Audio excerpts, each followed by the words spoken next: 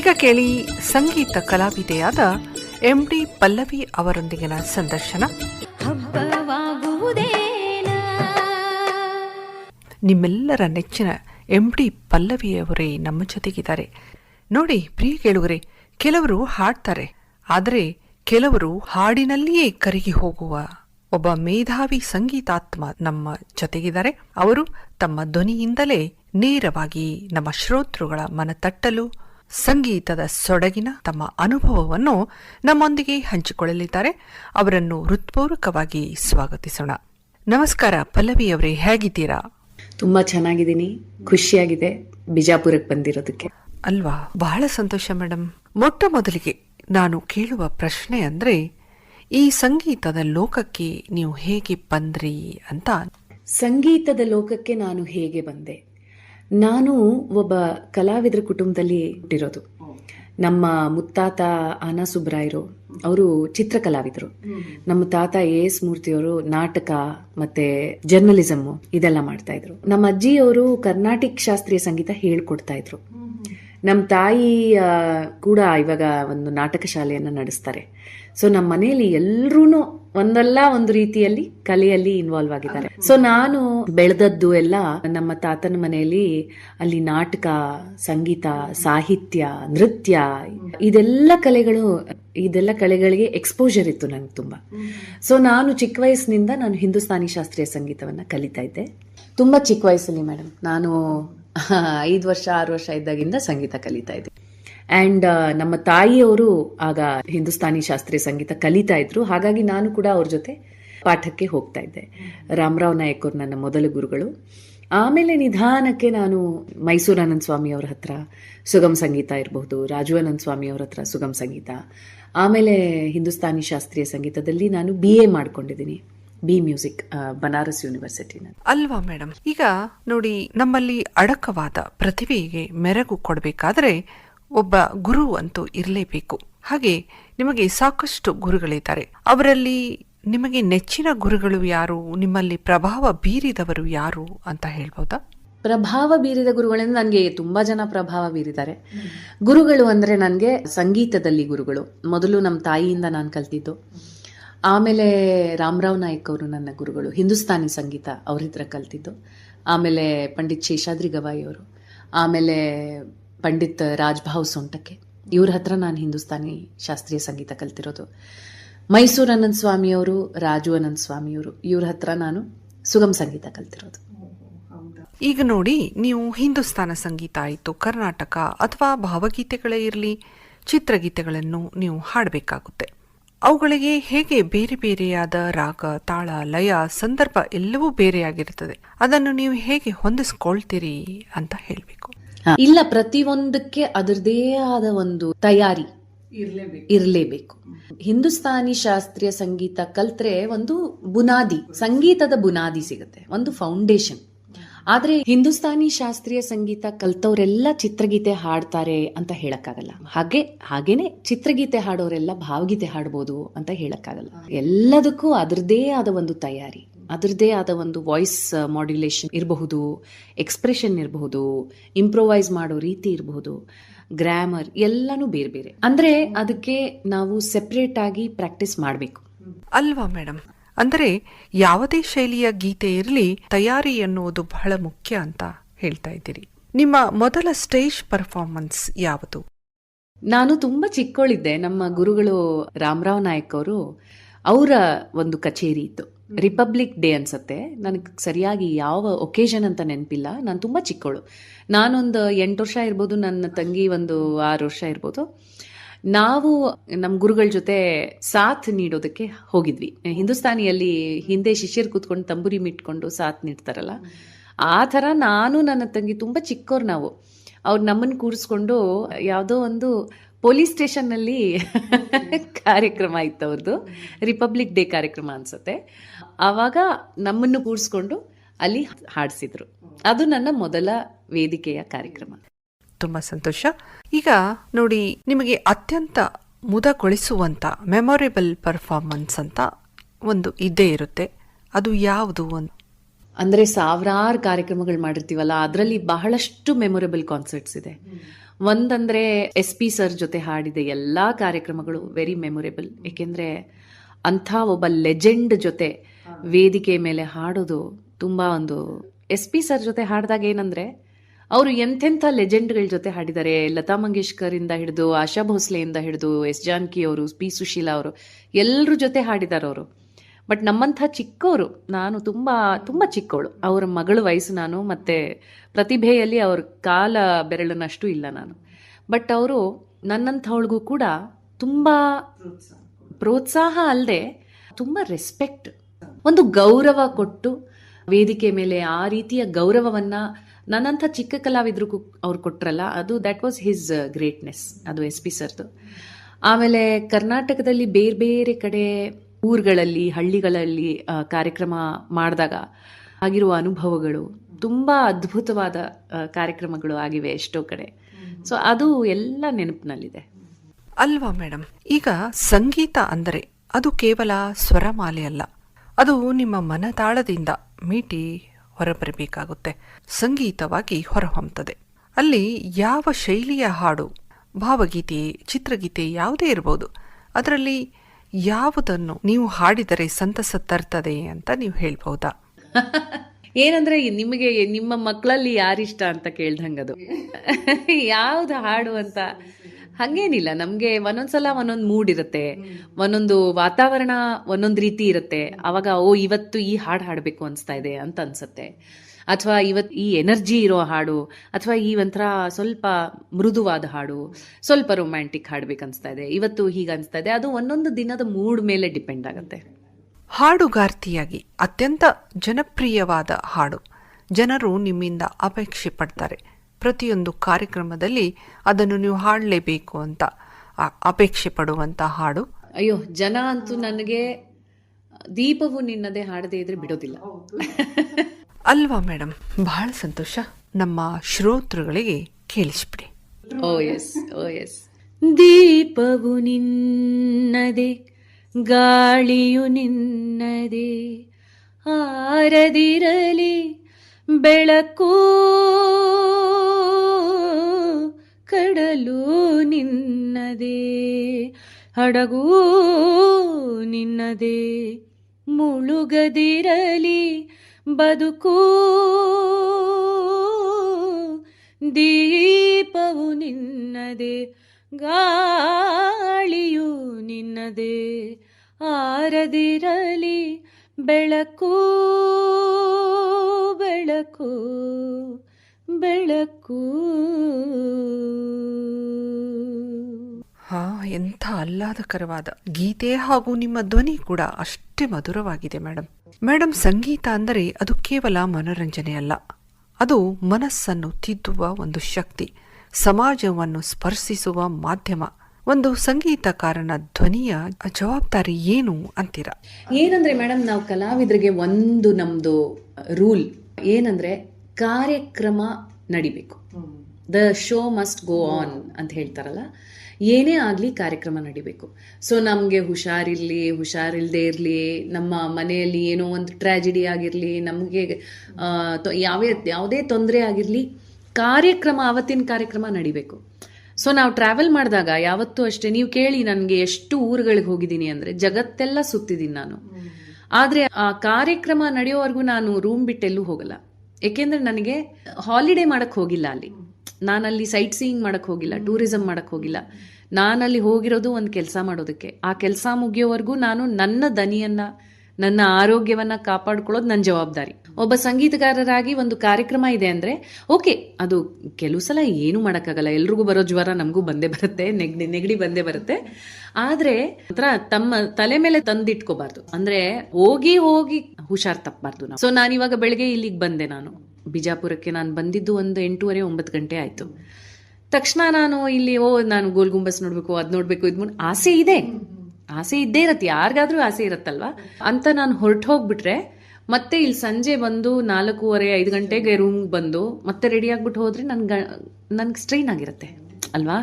ಆಗಿಲ್ದೇ ಇರ್ಬೋದು, ಕೆಲವ್ರಿಗೆ ಅದು ಶಕ್ತಿ ಇರುತ್ತೆ, okay, but I don't want to take a risk.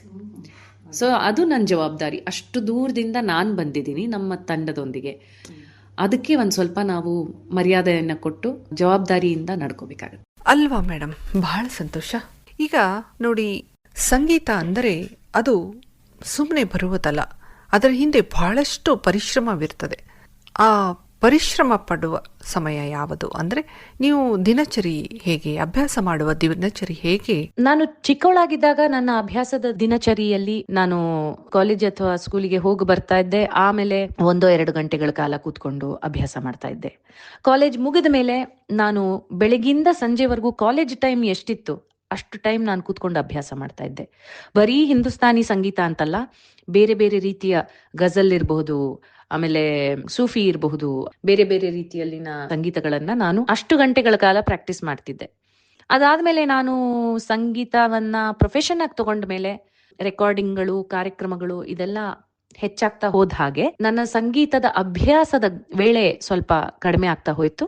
ಆದ್ರೆ ದಿನಾ ಯಾವುದೋ ಒಂದು ಹೊತ್ತಲ್ಲಾದ್ರು, ನನ್ಗೆ ಒಂದು ನಿಗದಿತ ಹೊತ್ತು ಅಂತಿಲ್ಲ. ಈಗ ನನಗ ಪುಟ್ಟು ಮಗಳು ಒಬ್ಳಿದಾಳೆ, 7 ವರ್ಷದ ಪುಟ್ಟು ಮಗಳು. ಯಾರ್ಯಾರು ತಂದೆ ತಾಯಿಗಳಿರ್ತಾರೋ ಅವ್ರಿಗೆ ಗೊತ್ತಿದೆ, ಒಂದು ಮಗು ಇದ್ರೆ ಅದು ನಮ್ದು ಟೈಮಿಂಗ್ ಎಲ್ಲ ಆ ಮಗುಗೆನೆ ಡೆಡಿಕೇಟೆಡ್ ಅಂತ. ಸೊ ನನಗೆ ಯಾವಾಗ ಸಮಯ ಸಿಗುತ್ತೋ, ನನ್ನ ಸಮಯ ಅಂತ ಯಾವಾಗ ನನಗೆ ಸಿಗುತ್ತೋ ಆಗ ನಾನು ಕೂತು 1.5 ಗಂಟೆ 2 ಗಂಟೆಗಳ ಕಾಲ ಶಾಸ್ತ್ರೀಯ ಸಂಗೀತ ಅಭ್ಯಾಸ ಮಾಡ್ತೀನಿ. ಅದಾದ್ಮೇಲೆ ಇಡೀ ದಿನ ಸಂಗೀತ ಕೇಳ್ತೀನಿ, ಅದ್ರ ಜೊತೆ ಹಾಡ್ತಾ ಇರ್ತೀನಿ. ನಾನು ಕಾರ್ ಓಡಿಸ್ಕೊಂಡು ಎಲ್ಲ ಕಡೆ ಹೋಗೋದು. ನಾನು ಕಾರ್ ಓಡಿಸ್ಕೊಂಡು ಬೆಂಗಳೂರಿನ ಟ್ರಾಫಿಕ್ ಅಲ್ಲಿ ಒಂದ್ ಕಡೆಯಿಂದ ಇನ್ನೊಂದ್ ಕಡೆ ಹೋಗ್ಬೇಕಾದ್ರೆ ತುಂಬಾ ಟೈಮ್ ಇರುತ್ತೆ, ಟ್ರಾಫಿಕ್ ಜಾಮ್ ತುಂಬಾ ಇರುತ್ತೆ. ಹಾಗಾಗಿ ನನ್ನ ಕಾರೇ ಒಂದು ರಿಯಾಜಿನ ಸ್ಟುಡಿಯೋ ಅಂತ ಹೇಳ್ಬೋದು. ತಂಬೂರಿಯನ್ನ ಹಾಕೊಂಡು ಹಾಡ್ ಕಲಿತಾ, ಹಾಡ್ ಹೇಳ್ತಾ ಹೋಗ್ತಾ ಇರ್ತೀನಿ. ಯಾರಾದ್ರೂ ನಾನು ಗಾಡಿ ಓಡಿಸೋದನ್ನ ನೋಡಿದ್ರೆ ಯಾವಾಗ್ಲೂ ನೋಡಿರ್ತಾರೆ, ನಾನು ಹಾಡು ಹೇಳ್ತಾನೆ ಇರ್ತೀನಿ ಗಾಡಿ ಒಳಗೆ ಅಂತ. ಸೊ ಇದು ನನ್ನ ಸಂಗೀತವನ್ನ ಅಭ್ಯಾಸ ಮಾಡುವ ರೂಟೀನ್. ಸಂಗೀತ ಲೋಕದ ಬಗ್ಗೆ ಕೇಳಿದೆ. ಈಗ ನಿಮ್ಮ ವೈಯಕ್ತಿಕ ಜೀವನದ ಬಗ್ಗೆ ಸ್ವಲ್ಪ ನಮಗೆ ಹೇಳ್ತೀರಾ? ನನಗೊಬ್ಳು ಪುಟ್ಟು ಮಗಳಿದ್ದಾಳೆ, ಕಾದಂಬರಿ ಅಂತ. ಅವಳು 7 ವರ್ಷ. ಇವತ್ತು ಏನು ನನ್ನ ಪ್ರಪಂಚನೇ ಅವಳು. ಅಷ್ಟೇ. ಮಗಳು ನನ್ನ ಫ್ರೀ ಟೈಮಲ್ಲೆಲ್ಲ ಮಗಳ ಜೊತೆ ಆಟ ಆಡ್ಕೊಂಡು ಅವಳ ಜೊತೆ ಇರ್ತೀನಿ. ನಾನು ಮನೇಲಿ ಎಲ್ಲರೂ ಕಲಾವಿದ್ರೆ, ನನ್ನ ತಂಗಿನೂ ಕಲಾವಿದೆ, ನಮ್ಮ ತಾಯಿನೂ ಕಲಾವಿದೆ, ನಮ್ಮ ಎಲ್ಲರೂ ಕಲಾವಿದ್ರು ನಮ್ಮ ಮನೇಲಿ. ಬಹಳ ಸಂತೋಷ ಮೇಡಮ್. ಹಾಗೆ ಈ ಸಂಗೀತ ಮತ್ತು ವೈಯಕ್ತಿಕ ಜೀವನದ ಸಮತೋಲನ ಯಾವ ರೀತಿಯಾಗಿ ನಿಭಾಯಿಸ್ತೀರಿ ಅಂತ? ಒಂದೇನಂದ್ರೆ, ನಮ್ಮ ಸಂಗೀತ ನಮ್ಮ ಜೀವನದ ಭಾಗ. ಅದು ಬೆಳಗ್ಗೆ ಹೋಗಿ 1 or 2 hours ಮಾಡಿ ಆಫೀಸ್ ನಲ್ಲಿ ಬಿಟ್ಟು ಬರುವಂತಹ ಕೆಲಸ ಅಲ್ಲ ಸಂಗೀತ. ನಾವು ಎಷ್ಟು ಉಸಿರಾಡ್ತೀವೋ ಅಷ್ಟು ಸಂಗೀತ ನಮ್ಮ ಜೀವನದಲ್ಲಿ ಒಂದು ಅಂಶವಾಗಿರುತ್ತೆ, ಉಸಿರಾಟದ ಹಾಗೆ ಸಂಗೀತ. ಹಾಗಾಗಿ ಮುಖ್ಯವಾಗಿ ನಮ್ಮ ಮನೆಯಲ್ಲಿ ನಮ್ಮ ಸಂಗೀತವನ್ನ ಸಹಿಸುವವರು ಇರಬೇಕು. ಸಹಿಸುವವರು ಅಂತ ಯಾಕೆ ಹೇಳ್ತೀನಿ ಅಂದ್ರೆ, ಕಾರ್ಯಕ್ರಮದಲ್ಲಿ ನಾವು ಸಂಗೀತಗಾರರು ಪರ್ಫಾರ್ಮ್ ಮಾಡಿದಾಗ, ಹಾಡ್ದಾಗ ಅಥವಾ ನುಡಿಸಿದಾಗ ಅದನ್ನ ಆನಂದಿಸುವ ಪ್ರೇಕ್ಷಕರಿಗೆ 2 ಗಂಟೆಗಳ ಕಾಲ ಅಥವಾ 1.5 ಗಂಟೆಗಳ ಕಾಲ ಸಂಗೀತ ನಾವು ಅದನ್ನ ಬಹಳ ಸುಂದರವಾಗಿ ಪ್ರೆಸೆಂಟ್ ಮಾಡ್ತೀವಿ. ನಾವು ಅದನ್ನ ಅವರಿಗೆ ನೀಡ್ತೀವಿ, ಒಂದು ಬಹಳ ಸುಂದರವಾದ ಪ್ಯಾಕೇಜ್ ಅಲ್ಲಿ ಅದನ್ನ ನಾವು ಅವರಿಗೆ ಕೊಡ್ತೀವಿ. ಅದನ್ನ ಆನಂದಿಸುವ ಅನುಭವವೇ ಬೇರೆ. ಆದ್ರೆ ಮನೆಯಲ್ಲಿ ದಿನನಿತ್ಯ ಬೆಳಗಿಂದ ಸಂಜೆಯವರೆಗೂ ಕಣ್ಣು ಬಿಟ್ರೆ ಕಣ್ಣು ಮುಚ್ಚಿದ್ರೆ ಸಂಗೀತ ಅಂತ ಅನ್ನುವ ಕಲಾವಿದರೊಂದಿಗೆ ಅಥವಾ ಶಿಷ್ಯರೊಂದಿಗೆ ಅಥವಾ ಸಂಗೀತದ ಸಾಧಕರು ಅಥವಾ ಸಂಗೀತವನ್ನ ಅಭ್ಯಾಸ ಮಾಡುವವರೊಂದಿಗೆ ಜೀವನ ಮಾಡೋದಿದೆಯಲ್ಲ, ಅದು ಅವ್ರಿಗೂ ಸಂಗೀತದ ಬಗ್ಗೆ ಪ್ರೀತಿ ಇರಬೇಕು. ಇಲ್ಲ ಅಂದ್ರೆ ಅವ್ರಿಗೆ ಅದು ತುಂಬಾ ಕಷ್ಟ ಆಗತ್ತೆ.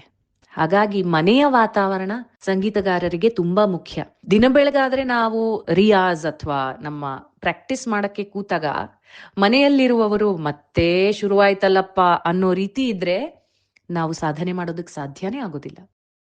ಯೋಚನೆ ಮಾಡಿ, ಜಾಕೀರ್ ಹುಸೇನ್ ಅವರು ಚಿಕ್ಕ ಮಗು ಆಗಿದ್ದಾಗ ಅವರು ತಬಲಾ ಬಡಿತಿರ್ಲಿಲ್ಲ, ಅವರು ಮನೆಯಲ್ಲಿರೋ ಪಾತ್ರೆ ಎಲ್ಲ ಬಡಿತಾ ಇದ್ರಂತೆ. ಆಗ ಅವ್ರ ಅಮ್ಮ ಏನು ಕೊಡ್ದೇನೆ ಅವ್ರಿಗೆ ಬೈದು ಮಾಡಬೇಡ ಅಂತ ಅಂದಿದ್ರೆ ನಮಗ್ ಜಾಕೀರ್ ಹುಸೇನ್ ಅವ್ರು ಸಿಗ್ತಾ ಇರ್ಲಿಲ್ಲ ಅಲ್ವಾ? ಹಾಗಾಗಿ ಮನೆಯಲ್ಲಿ ಪ್ರೋತ್ಸಾಹ ಬಹಳ ಮುಖ್ಯ. ಸೊ ವೈಯಕ್ತಿಕ ಅಂಡ್ ಸಂಗೀತದ ಪ್ರೊಫೆಷನಲ್ ಅಥವಾ ಜೀವನ ಮತ್ತೆ ವೈಯಕ್ತಿಕ ಜೀವನಕ್ಕೆ ಹೆಚ್ಚು ಅಂತರ ಇರೋದಿಲ್ಲ. ನಮ್ಮ ಮನೆಯವರೆಲ್ಲರೂ ಅದರಲ್ಲಿ ಭಾಗಿಯಾಗಿರ್ತಾರೆ, ಅದು ಬಹಳ ಮುಖ್ಯ ಅಲ್ವಾ? ನೋಡಿ, ಸಂಗೀತ ಸಮಾಜವನ್ನು ಹೇಗೆ ಬದಲಿಸಬಲ್ಲದು ಅಂತೀರಿ? ಕಲೆ ಸಮಾಜವನ್ನ ಬದಲಿಸೋಕೆ ಸಾಧ್ಯ. ಅಂದ್ರೆ ಒಂದೇ ಸಂಜೆ ಸಮಾಜವನ್ನ ಬದಲಿಸೋಕೆ ಆಗಲ್ಲ. ಆದ್ರೆ ಕಲೆಗೆ ಎಕ್ಸ್ಪೋಜರ್ ಇರುವಂತಹ ಸಮಾಜ, ಕಲೆಯನ್ನ ಆಸ್ವಾದಿಸುವ ಸಮಾಜ ಡೆಫಿನೆಟ್ಲಿ ಒಂದು ಒಳ್ಳೆಯ ಸಮಾಜವಾಗಿರುತ್ತೆ. ಮತ್ತೆ ನಮ್ಮ ಜೀವನದಲ್ಲಿ ಇವಾಗ ಒಂದು ಸಮಾಜಕ್ಕೆ ಒಳ್ಳೆಯದು ಹೇಗಾಗಬಹುದು, ಮುಖ್ಯವಾಗಿ ಆಸ್ ಅ ಆಡಿಯನ್ಸ್ ನಾ ಹೇಳ್ತಾ ಇರೋದು, ನಾವು ಯಾವ್ದನ್ನೇ ಒಂದು ಸಂಗೀತವನ್ನ ಕೇಳೋದಿರಬಹುದು, ಚಿತ್ರವನ್ನ ನೋಡೋದಿರಬಹುದು, ಡಾನ್ಸ್ ಇರಬಹುದು, ನಾಟಕ ಇರಬಹುದು, ಚಿತ್ರಕಲೆ ಇರಬಹುದು, ಏನೇ ಇದು ಯಾವುದನ್ನೇ ನಾವು ಆಸ್ ಅ ಆಡಿಯನ್ಸ್ ಆಸ್ವಾದಿಸ್ಬೇಕು ಅಥವಾ ರಸಿಕರಾಗಿ ನಾವು ಅದನ್ನ ನೋಡ್ಬೇಕು, ಕೇಳಬೇಕು ಅಂದ್ರೆ ನಮಗೆ ಅದರಿಂದ ಏನೋ ಒಂದು ತೃಪ್ತಿ ಸಿಗಬೇಕು ಅನ್ನೋ ಕಾರಣಕ್ಕೆ ನಾವು ಅದನ್ನ ನೋಡೋದು ಅಥವಾ ಕೇಳೋದು ಅಲ್ವಾ. ಒಂದು ವಿಷಯ ನಾನು ನನ್ನ ಸ್ನೇಹಿತರೊಬ್ಬರ ಜೊತೆ ಚರ್ಚೆ ಮಾಡ್ತಾ ಇರ್ಬೇಕಾದ್ರೆ ಮೊನ್ನೆ ನನ್ಗೂನು ಇದು ಬಹಳ ಮುಖ್ಯವಾದ ವಿಷಯ ಅಂತ ಅನ್ನಿಸ್ತು. ಖುಷಿ ಅಥವಾ ಒಂದು ರೀತಿಯ ಪ್ಲೆಜರ್ ಅಂತ ಇದೆಯಲ್ಲ, ಅದು ಬಹಳ ಸುಲಭವಾದ ಪ್ಲೆಜರ್ ಇರುತ್ತೆ, ಬಹಳ ಸುಲಭವಾಗಿ ಸಿಗುವಂತ ಸಂತೋಷ ನಮ್ಮ ಮನಸ್ಸಿನ ಆಳದ ತಂತಿಯನ್ನು ಮೀಟುವ ಸಾಧ್ಯತೆ ಕಲೆಗಿದೆ. ಅದು ಸಿಗೋದು ಬಹಳ ಮುಖ್ಯ. ಒಂದು ಸಮಾಜಕ್ಕೆ ಮನಸ್ಸಿನ ಆಳದ ಸಂತೋಷವನ್ನ ನೀಡೋದಕ್ಕೆ ಪ್ರಯತ್ನ ಪಡಬೇಕು, ಅದು ಕಲೆಯಿಂದ ಸಾಧ್ಯ. ಹಾಗಾಗಿ ಒಂದು ಸಮಾಜವನ್ನ ಪಾಸಿಟಿವ್ ಆಗಿ ಬದಲಾಯಿಸಬೇಕು ಅಂದ್ರೆ ಆ ರೀತಿಯ ಅನುಭವಗಳನ್ನ ನೀಡುವ ಕಲಾವಿದರು ಸಮಾಜದಲ್ಲಿ ಇರಬೇಕು ಅಲ್ವಾ. ನೋಡಿ, ಸಂಗೀತ ಥೆರಪಿ ಅಂತ ಬರುತ್ತೆ, ಅದು ನಿಮಗೆ ಗೊತ್ತಿರುತ್ತೆ. ಆ ಸಂಗೀತ ಥೆರಪಿ ಅಂತ ಹೇಳ್ತೀವಲ್ಲ, ಅದು ನಿಮ್ಮ ಅನುಭವದಲ್ಲಿ ಏನು ಅಂತೀರಾ? ನಾನು ಇದರಲ್ಲಿ ಏನು ಯಾವ ಅಕಾಡೆಮಿಕ್ ಆಗಿ ನಾನು ಇದನ್ನ ಸ್ಟಡಿ ಮಾಡಿಲ್ಲ. ಅಂದ್ರೆ ಮ್ಯೂಸಿಕ್ ಥೆರಪಿ ಅನ್ನೋದೊಂದು ಸಬ್ಜೆಕ್ಟ್ ಇದೆ, ಅದನ್ನ ನಾನು ತುಂಬಾ ಸೀರಿಯಸ್ ಆಗಿ ಅಕಾಡೆಮಿಕ್ ಆಗಿ ನಾನು ಅದನ್ನ ಓದಿಲ್ಲ, ತಿಳ್ಕೊಂಡಿಲ್ಲ. ಆದ್ರೆ ನನ್ನ ಅನುಭವದಲ್ಲಿ, ನನ್ನ ಇಷ್ಟು ವರ್ಷದ 30-32 ವರ್ಷಗಳ ಅನುಭವದಲ್ಲಿ, ಅಂದ್ರೆ ಸಂಗೀತಗಾರಳಾಗಿ ನಾನು ಹೇಳೋದೇನಂದ್ರೆ, ಸಂಗೀತಕ್ಕೆ ಎಕ್ಸ್ಪೋಜರ್ ಇದ್ರೆ ಅದರಿಂದ ಬಹಳಷ್ಟು ಒಳ್ಳೆಯದು ಮನಸ್ಸಿಗೆ, ಆರೋಗ್ಯಕ್ಕೆ ಆಗತ್ತೆ. ದಟ್ ಈಸ್ ನನ್ನ ಅನುಭವದಲ್ಲಿ ಅದು ನಿಜ. ನಾನು ಇತ್ತೀಚೆಗೆ ಒಂದು 2-3 ವರ್ಷಗಳಿಂದ ಒಂದು ಸ್ಪೆಷಲ್ ಸ್ಕೂಲ್ ನಲ್ಲಿ ನಾನು ಕೆಲವು ಕೆಲಸಗಳನ್ನ ಮಾಡ್ತಾ ಬಂದಿದ್ದೀನಿ, ಸಂಗೀತಕ್ಕೆ ಸಂಬಂಧಪಟ್ಟಂತಹ ಕೆಲಸಗಳು. ಅಲ್ಲಿ ಬೇರೆ ಬೇರೆ ರೀತಿಯ ಮಕ್ಕಳು ಇದ್ದಾರೆ, ಸ್ಪೆಕ್ಟ್ರಮ್ ಅಲ್ಲಿರೋ ಮಕ್ಕಳು, ಮಲ್ಟಿಪಲ್ ನ್ಯೂರಲಾಜಿಕಲ್ ಡಿಸ್ಅಡ್ವಾಂಟೇಜಸ್ ಇರುವಂತಹ ಮಕ್ಕಳು, ಇವರೆಲ್ಲ ಇದ್ದಾರೆ. ಅವರೆಲ್ಲರಿಗೂ ನಾವು ಸಂಗೀತದ ತರಬೇತಿಗಳನ್ನ, ಸಂಗೀತಕ್ಕೆ ಎಕ್ಸ್ಪೋಜರ್ ಅನ್ನ ನೀಡ್ತಾ ಬರ್ತಾ ಇದೀವಿ 1-3 ವರ್ಷದಿಂದ ಈ ಶಾಲೆಯಲ್ಲಿ. ನಾವು ಕಂಡಂತೆ ಆ ಮಕ್ಕಳು ಈ ಸಂಗೀತದ ಒಂದು ಇಂಟ್ರೊಡಕ್ಷನ್, ಪರಿಚಯ ಆದ ನಂತರ ಅವರ ದಿನಚರಿಯಲ್ಲಿ ಅವರು ಬೇರೆ ಬೇರೆ ಸಬ್ಜೆಕ್ಟ್ಗಳನ್ನ ಗ್ರಹಿಸುವ ರೀತಿ, ಜೀವನದಲ್ಲೇ ಒಂದು ಲವಲವಿಕೆ, ಗ್ರಹಿಕೆ, ಇವೆಲ್ಲವೂ ಇಂಪ್ರೂವ್ ಆಗಿದೆ ನಾನು ಕಂಡಂತೆ. ಇದು ಬಹಳ ನಾನು ನೇರವಾಗಿ ಕಂಡಂತ ಒಂದು ಎಕ್ಸಾಂಪಲ್. ಆದ್ರೆ ಇದಲ್ಲದೆ ನಾವು ಸಾಕಷ್ಟು ಕಾರ್ಯಕ್ರಮಗಳಲ್ಲಿ ನೋಡ್ತಾ ಬಂದಿದ್ದೀನಿ, ನಾನು ನಮ್ಮ ಸ್ಟೂಡೆಂಟ್ಸ್ಗಳೊಂದಿಗೆ ನೋಡ್ತಾ ಬಂದಿದ್ದೀನಿ, ವರ್ಕ್ಶಾಪ್ಗಳಲ್ಲಿ ನೋಡ್ತಾ ಬಂದಿದ್ದೀನಿ. ಸಂಗೀತದ ಪ್ರೆಸೆನ್ಸ್ ಇರುವಂತಹ ಜೀವನ ಏನಿದೆ, ಅಂಥವರ ಜೀವನ ಅಲ್ಲಿ ಆರೋಗ್ಯ ಹೆಚ್ಚು ಇದೆ, ಅಲ್ಲಿ ಸಂತೋಷ ಹೆಚ್ಚಿದೆ, ಒಂದು ಹೋಲ್ಸಮ್ ಆಗಿ ಅವರ ಜೀವನ ಇನ್ನು ಪಾಸಿಟಿವ್ ಆಗಿ ಆಗತ್ತೆ ಅನ್ನೋದು ನನ್ನ ನಂಬಿಕೆ ಅಲ್ವಾ.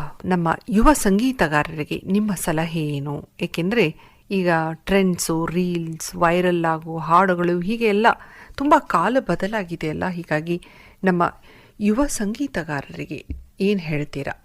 ಯುವ ಸಂಗೀತಗಾರರು ಇವಾಗ ಬಹಳ ಚುರುಕಾಗಿದ್ದಾರೆ ಮೇಡಮ್, ತುಂಬಾ ಚುರುಕಾಗಿದ್ದಾರೆ, ಒಳ್ಳೇದು. ನಾನು ಸಲಹೆ ಅಂತ ಏನು ಕೊಡೋದು ಅಂದ್ರೆ, ಬಹುಶಃ ಒಂದ್ ಸಲಹೆ ಏನಂದ್ರೆ, ಮುಂಚೆ ವೇದಿಕೆಗಳು ಸಿಗ್ತಾ ಇರ್ಲಿಲ್ಲ. ಒಬ್ರು ಹಾಡ್ತಾರೆ ಅಥವಾ ಏನೇ ಕಲೆ ಇರಬಹುದು, ಇದೇ ಅವರಲ್ಲಿ ಒಂದು ಟ್ಯಾಲೆಂಟ್ ಇದೆ ಅಂದ್ರೆ ಅದನ್ನ ಪ್ರದರ್ಶನ ಮಾಡೋದಕ್ಕೆ ವೇದಿಕೆಗಳಿರ್ಲಿಲ್ಲ, ಮಾಧ್ಯಮಗಳಿರ್ಲಿಲ್ಲ. ತುಂಬಾ ಕಷ್ಟಪಟ್ಟು ಅವಕಾಶಗಳನ್ನ ಗಿಟ್ಟಿಸ್ಕೊಂಡು ಮೇಲ್ ಬಂದಿರೋರು ಎಲ್ಲ ಹಳೆ ಕಾಲದವರು. ಇವಾಗ ಏನಂದ್ರೆ, ನಿಮ್ಗೆ ಒಂದು ಟ್ಯಾಲೆಂಟ್ ಇದೆ ಅಂದ್ರೆ ಒಂದೇ ಕ್ಷಣದಲ್ಲಿ ಅದು ಇಡೀ ಜಗತ್ತಿಗೆ ಗೊತ್ತಾಗೋ ರೀತಿ ಇವಾಗ ಮಾಧ್ಯಮಗಳು, ಸೋಷಿಯಲ್ ಮೀಡಿಯಾ, ವೇದಿಕೆಗಳು ಎಲ್ಲ ಇದೆ ಇವಾಗ. They are all at your finger tips. But important ಏನು ಅಂದ್ರೆ, ನಾವು ನಮ್ಮ ಟ್ಯಾಲೆಂಟ್ ಏನಿದೆ ಅದನ್ನ ರೆಡಿ ಮಾಡ್ಕೋಬೇಕು. ನಾವು ನಮ್ಮ ಕಲಾವಿದೆಯಾಗಿ ನಾನು ತಯಾರಿಯನ್ನ ಚೆನ್ನಾಗಿ ನಡೆಸ್ಕೋಬೇಕು. ನಾನು ತಯಾರಿ ಇಲ್ದೇನೆ ಅವಕಾಶವನ್ನ ನಾನು ತಯಾರಿ ಇಲ್ಲದೆ ಏನೋ ಒಂದು ಇನ್ಸ್ಟಾಗ್ರಾಮ್ ರೀಲಲ್ಲಿ ಹಾಕೋದು ಅಥವಾ ಯೂಟ್ಯೂಬ್ ಹಾಕೋದು ಮಾಡಿದ್ರೆ ಅದು ಅಷ್ಟಕ್ಕೆ ಸೀಮಿತ ಆಗ್ಬಿಡುತ್ತೆ. ನಮ್ಮ ತಯಾರಿ ಎಷ್ಟು ಚೆನ್ನಾಗಿರುತ್ತೋ ಅಷ್ಟು ನಮಗೆ ಹೆಸರು ಬರುತ್ತೆ. ಸೊ ಅದೊಂದೇ ಯುವ ಕಲಾವಿದರಿಗೆ, ನೀವು ತಯಾರಿಯನ್ನ, ಪ್ರಾಕ್ಟೀಸನ್ನ ತುಂಬಾ ಚೆನ್ನಾಗಿ ಮಾಡಿ ನೋಡಿ, ನಿಮಗೆ ಹೆಸರು ಬರೋದು ಬಂದೇ ಬರುತ್ತೆ. ಈ ತಂತ್ರಜ್ಞಾನ ಸಂಗೀತ ಶಿಕ್ಷಣಕ್ಕೆ ಸಹಾಯ ಮಾಡ್ತದೆ ಅಥವಾ ಅಡ್ಡಿಯಾಗಿದೆ ಅಂತೀರಾ? ಇದು ನನಗನ್ಸುತ್ತೆ, ತಂತ್ರಜ್ಞಾನವನ್ನ ನಾವು ಏನೇ ಮಾಡಿದ್ರೂ ಅವಾಯ್ಡ್ ಮಾಡಕ್ಕಾಗಲ್ಲ. ತಂತ್ರಜ್ಞಾನವನ್ನೇ ಬಳಸ್ತೀವಿ. ಹಾಗಾಗಿ ನಮ್ಮ ಕಲೆಯಲ್ಲಿ ಅದು ಹೇಗೆ ಬರೋದಿಲ್ಲ, ಬಂದೇ ಬರುತ್ತೆ ಅಲ್ವಾ? ಹಾಗಾಗಿ ಅದು ಬಂದಾಗ ಅದನ್ನ ಯಾವ ರೀತಿ ನಾವು ಅಳವಡಿಸ್ಕೋತೀವಿ ಅನ್ನೋದ್ರ ಮೇಲೆ, ಅದು ನಮ್ಮ ಸಂಗೀತದ ಮೇಲೆ ಎಷ್ಟು ಪ್ರಭಾವ ಬೀರತ್ತೆ ಅಥವಾ ಬೀರಲ್ಲ, ಅಥವಾ ಅದು ಹೇಗೆ ನಮ್ಮ ಸಂಗೀತ ಅದರಿಂದ ರೂಪುಗೊಳ್ಳುತ್ತೆ ಅನ್ನೋದು ಅರ್ಥವಾಗ್ತಾ ಹೋಗುತ್ತೆ. ಸೊ ಟೆಕ್ನಾಲಜಿಯನ್ನ ನಮ್ಮ ಅಡ್ವಾಂಟೇಜಿಗೆ ನಾವು ಬಳಸ್ಕೋಬೇಕು. ಇವತ್ತಿನ ನಮ್ಮ ಜಗತ್ತಿನಲ್ಲಿ ಎಷ್ಟರ ಮಟ್ಟಿಗೆ ತಂತ್ರಜ್ಞಾನವನ್ನ ನಾವು ನಮ್ಮ ಜೀವನದೊಳಗೆ ನಾವು ಅಳವಡಿಸ್ಕೋತೀವಿ ಅನ್ನೋದನ್ನ ನಾವು ನಿರ್ಧರಿಸಬೇಕು. ಅಳವಡಿಸ್ಕೊಳ್ಳೇಬಾರ್ದು ಅಂತ ನಾ ಹೇಳ್ತಾ ಇಲ್ಲ, ಸಂಗೀತದಲ್ಲೂ ಅಳವಡಿಸ್ಕೊಳ್ಳೇಬಾರ್ದು ಅಂತ ನಾ ಹೇಳ್ತಾ ಇಲ್ಲ, ಅಳವಡಿಸ್ಬೇಕು. ಆದ್ರೆ ಅದನ್ನ ಹೇಗೆ ಅದನ್ನ ಅಳವಡಿಸ್ಬೇಕು ಅನ್ನೋದು as an artist, as a student, as a teacher, ನಾವು we have to make a choice ಅಲ್ವಾ? ನೋಡಿ, ಬಹಳ ಪ್ರಶಸ್ತಿಗಳನ್ನು ನೀವು ಪಡ್ಕೊಂಡಿದ್ದೀರಿ. ಅದರಲ್ಲಿ ನಿಮಗೆ ತುಂಬಾ ಹೆಮ್ಮೆ ತರುವ ಪ್ರಶಸ್ತಿ ಯಾವುದು ಅಂತೀರಿ? ಪ್ರಶಸ್ತಿಗಳು ಒಂಥರ ಬೆನ್ನಿಗೆ ಒಂದು ಆಶೀರ್ವಾದ ಇದ್ದ ಹಾಗೆ, ಪ್ರೋತ್ಸಾಹ ಇದ್ದ ಹಾಗೆ. ಹಾಗೆ ನನ್ನ ಪ್ರಶಸ್ತಿಗಳ ಬಗ್ಗೆ ನಾನ್ ಮಾತಾಡೋದಕ್ಕೆ ಸ್ವಲ್ಪ ಮುಜುಗರನೂ ಆಗತ್ತೆ. ಆದರೆ ಬಂದಿರುವಂಥ ಪ್ರಶಸ್ತಿಗಳಲ್ಲಿ ಉಸ್ತಾದ್ ಬಿಸ್ಮಿಲ್ಲಾ ಖಾನ್ ಯುವ ಪುರಸ್ಕಾರ, ಇದು ನನಗೆ ಮರೆಯಲಾಗದ ಒಂದು ಪ್ರಶಸ್ತಿ. ಅಂಥ ದೊಡ್ಡ ಕಲಾವಿದರು, ನನಗೆ ಬಹಳ ಹೃದಯಕ್ಕೆ ಹತ್ತಿರವಾದ ಒಬ್ಬ ಕಲಾವಿದರು ಉಸ್ತಾದ್ ಬಿಸ್ಮಿಲ್ಲಾ ಖಾನ್ ಅವರು. ಅವರ ಹೆಸರಿನಲ್ಲಿ ನೀಡುವಂಥ ಬಹಳ ಪ್ರೆಸ್ಟೀಜಿಯಸ್ ಅವಾರ್ಡ್ ಉಸ್ತಾದ್ ಬಿಸ್ಮಿಲ್ಲಾ ಖಾನ್ ಯುವ ಪುರಸ್ಕಾರ. ಇದು ನನಗೆ ಸಿಕ್ಕಿದ್ದು ನಿಜವಾಗ್ಲೂ ನನಗೊಂದು ದೊಡ್ಡ ಆಶೀರ್ವಾದ ಅಂತ ನಾನು ನಂಬಿದ್ದೀನಿ. ಬಹಳ ಸಂತೋಷ. ಈಗ ಹೋಗ್ತಾ ಹೋಗ್ತಾ ನಮ್ಮ ಶ್ರೋತೃಗಳಿಗೆ ಏನ್ ಹೇಳ್ತೀರಿ? ಶ್ರೋತೃಗಳಿಗೆ ನಾನೇನು ಹೇಳ್ತೀನಿ ಅಂದ್ರೆ, ಎಲ್ಲೆಲ್ಲಿ ಕನ್ನಡದವರು ಇದನ್ನ ಕೇಳಿಸ್ಕೊತಾ ಇದ್ದಾರೋ ಎಲ್ರಿಗೂ ನಮಸ್ಕಾರ ನನ್ನ ಕಡೆಯಿಂದ.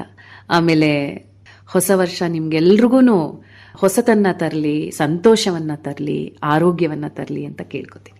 ಬಹಳ ಸಂತೋಷ. ಅವರಿಗಾಗಿ ಒಂದು ಗೀತೆಯನ್ನು ಹಾಡ್ಬಿಡಿ. ನಿಮ್ಮೆಲ್ರಿಗೂ ಇದೊಂದು ಗೀತೆಯನ್ನ ಹಾಡ್ತಾ ಇದ್ದೀನಿ. ನನಗೆ ಬಹಳ ಇಷ್ಟವಾದ ಒಂದು ಕವಿತೆ, BM ಶ್ರೀಕಂಠಯ್ಯ ಅವರ ಕವಿತೆ, ಮೈಸೂರು ಅನಂತಸ್ವಾಮಿ ಅವರ ಸಂಯೋಜನೆ. ಕರುಣಾಳು ಬಾ ಬೆಳಕಿ ಮುಸುಕಿದೆ ಮಬ್ಬಿನಲಿ, ಕೈ ಹಿಡಿದು ನಡೆಸೆನ್ನನು. ಕರುಣಾಳು ಬಾ ಬೆಳಕೆ ಮುಸುಕಿದೆ ಮಬ್ಬಿನಲಿ, ಕೈ ಹಿಡಿದು ನಡೆಸೆನ್ನನು. ಈರುಳು ಕತ್ತಲೆಯ ಗವಿ ಮನೆದೂರ ಕನಿಕರಿಸಿ, ಈರುಳು ಗತ್ತಲೆಯ ಗವಿ ಮನೆದೂರ ಕನಿಕರಿಸಿ, ಕೈ ಹಿಡಿದು ನಡೆಸೆನ್ನನು. ಕರುಣಾಳು ಬಾ ಬೆಳಕೆ ಮುಸುಕಿದೆ ಮಬ್ಬಿನಲಿ, ಕೈ ಹಿಡಿದು ನಡೆಸೆನ್ನನು. ತುಂಬಾ ಆನಂದ ಕೊಡುವಂತಹ ಧ್ವನಿ ನಿಮ್ಮದು. ಇಂದು ನಿಮ್ಮ ಧ್ವನಿ, ನಿಮ್ಮ ವಿಚಾರ, ನಿಮ್ಮ ಅನುಭವದ ಮಾತುಗಳು ನಮ್ಮ ಶ್ರೋತೃಗಳ ಮನಸ್ಸಿಗೆ ಒಂದು ಸಿಹಿ ಸ್ಪಂದನ ಬಿಟ್ಟಿವೆ ಅಂತ ಅನ್ಕೊಳ್ತಾ, ನಿಮ್ಮ ಅಮೂಲ್ಯವಾದ ಸಮಯವನ್ನು ನಮಗಾಗಿ ಕೊಡಮಾಡಿದ್ದಕ್ಕಾಗಿ ನಿಮಗೆ ತುಂಬ ಹೃದಯದ ಧನ್ಯವಾದಗಳು. ಹಾಗೆ ನಿಮ್ಮ ಈ ಸಂಗೀತದ ಯಾತ್ರೆಯು ಇನ್ನೂ ಉತ್ತುಂಗಕ್ಕೆ ಏರ್ಲಿ ಅಂತ ಹಾರೈಸ್ತಾ ನಮಸ್ಕಾರಗಳು. Thank you madam. ನಮಸ್ಕಾರ, ಎಲ್ರಿಗೂ ನಮಸ್ಕಾರ.